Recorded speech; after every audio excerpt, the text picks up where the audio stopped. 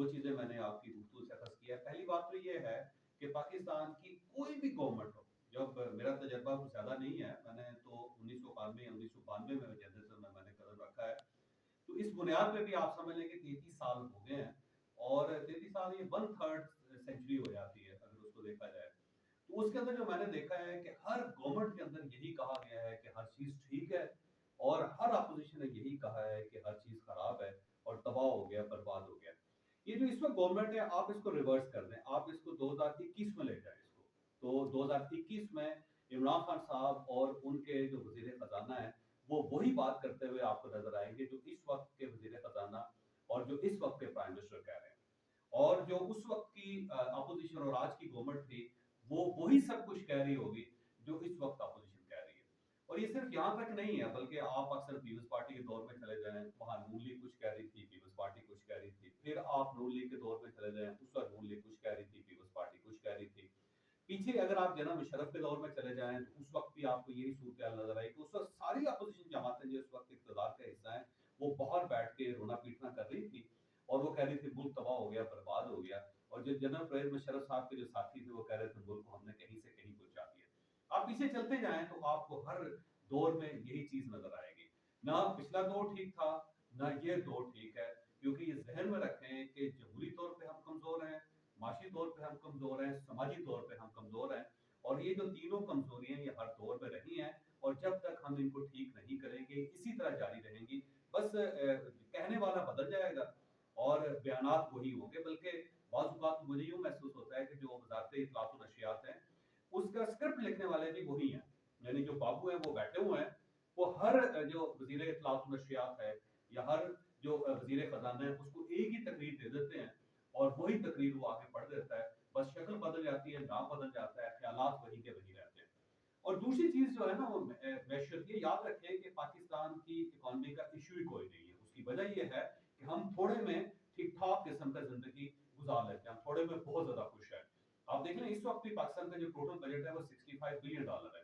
تو $65 بلین کے اندر رہ کے 25 کروڑ عوام جو ہے وہ آرام سے زندگی گزار رہی ہے، اور اس میں کوئی ایک شخص بھی آپ کو ایسا نہیں ملے گا جس کو 24 گھنٹے میں کھانا نہ ملتا ہو. جبکہ اس کے مقابلے میں یورپ چلے جائیں تو بہت لوگ آپ کو سڑکوں کے اوپر مارے مارے پھریں گے، بھوکے ملیں گے. یہاں پہ کوئی نہ کوئی ماموں، کوئی چچا، کوئی تایا، کوئی دوست، کوئی محلے والا یا کوئی سیلانی ویلفیئر ٹرسٹ جو ہے وہ کسی نہ کسی کو کھانا دے دے گا، اور اس وجہ سے سب لوگ تھوڑے میں بالکل خوش ہیں. تو سر یہ ذہن میں رکھیں کہ اگر ہم اپنی اکانومی کو بہتر بنانا چاہتے ہیں تو ہمیں اپنی یہ جو ہے سوچ اس کو بدلنا پڑے گا. ہمیں اس ملک کو بزنس اورینٹڈ بنانا پڑے گا. ہمارے 3 ایشو ہیں مبشر صاحب، یاد رکھیں اس سوسائٹی کے، جب تک وہ چینج نہیں ہوں گے اس وقت تک ہم اسی طرح رہیں گے. نمبر 1، ہم اینٹی بزنس ہیں. آپ پاکستان کے اندر کوئی بزنس مین دیکھ لیں جس کو ہار پہنائے جاتے ہوں، ہر بزنس مین کو وہ کھوکھے میں ہے یا وہ بلینر ہے اس کو گالی پڑتی ہے. اس ملک کے اندر پورا سسٹم اس کو رگڑا لگاتا ہے. اس کی وجہ یہ ہے کہ سب اینٹی بزنس ہے. لہذا جب تک ہم بزنس نہیں کریں گے، پرو بزنس نہیں ہوں گے، تو اس وقت تک ہم بزنس مین کی عزت نہیں کریں گے. جب تک بزنس مین کی عزت نہیں کریں گے سوسائٹی جو ہے وہ بزنس مین نہیں بنے گی. اس وقت تک ہماری اکانومی ٹھیک نہیں ہوگی. نمبر 2 یہ ہے کہ ہم اینٹی پروگرس ہیں. اگر آج آپ ایک ہسپتال بنانا شروع کر دیں، آج ایک سڑک بنانا شروع کر دیں، آج آپ ایک اسکول بنانا شروع کر دیں، پوری سوسائٹی آپ کے خلاف ہوگی. آپ ایک پل بنائیں نا جی، آج بھی دیکھ لیں پاکستان کے اندر پروٹیسٹ ہوتا ہے کہ آپ یہ انڈر پاس کیوں بنا رہے ہیں، آپ یہ سڑک کیوں بنا رہے ہیں، آپ یہ پل کیوں بنا رہے ہیں، آپ بجلی کے کارخانے کیوں لگا رہے ہیں. بلکہ کوئی بھی ڈیولپمنٹ کا جو پروگرام ہوگا اس کا احتساب کا ایک چیپٹر کوئی نہ کوئی کھلے گا اور اس کو سزا دی جائے گی اس آدمی کو، کیونکہ اس نے کام کر لیا. اب عثمان بزدار دیکھیں، اس کے خلاف کوئی کارروائی نہیں کی گئی. اس کی بنیادی وجہ یہ ہے کہ اس نے کیا ہی کچھ نہیں، اور اس کے مقابلے میں جو آدمی کر رہا ہے اس کو آپ رگڑا لگائیں گے کیونکہ ہم اینٹی پروگرس ہیں. اور تیسری چیز یہ ہے کہ ہم اینٹی سکسیس ہیں. یہاں کوئی شخص بھی اگر سکسیسفل ہو جائے، وہ کرکٹ کے اندر ہو جائے، اسکواش کے اندر ہو جائے، وہ بزنس کے اندر ہو جائے، وہ ایجوکیشن کے اندر ہو جائے، وہ اچھا ڈاکٹر بن جائے، تو ہم سب اس کے خلاف ہیں. کیونکہ ہم یہ سمجھتے ہیں کہ یہ کسی نہ کسی گیئر سے یہاں تک پہنچا ہے. جنرل آدمی تو کیسے ترقی کر سکتا جی پاکستان کے اندر. تو جب تک یہ مائنڈ سیٹ تبدیل نہیں ہوگا تو آپ جتنے چاہے ادارے بنا لیں. اس وقت بھی ادارہ بنایا ہوا ہے، اس کے اندر ظاہر ہے ایک فوجی جنرل ہے وہاں پہ، اور نیچے بڑے بڑے ٹاپ کے بیوروکریٹس ہیں.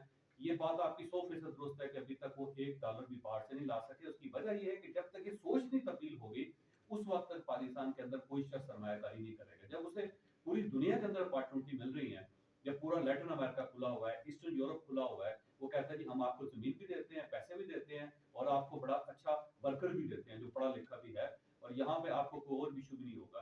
तो वो वहाँ क्यों क्यों ना जाए और वो पाकिस्तान क्यों आए? बस सवाल ये ना, अगर हम उसको क्या ऑफर कर रहे हैं और ज़्यादा के ऊपर खुश नहीं होना शुरू करेंगे और अपना पैराडाइम शिफ्ट नहीं करेंगे, उस वक्त तक ये मामला इसी तरह रहेंगे।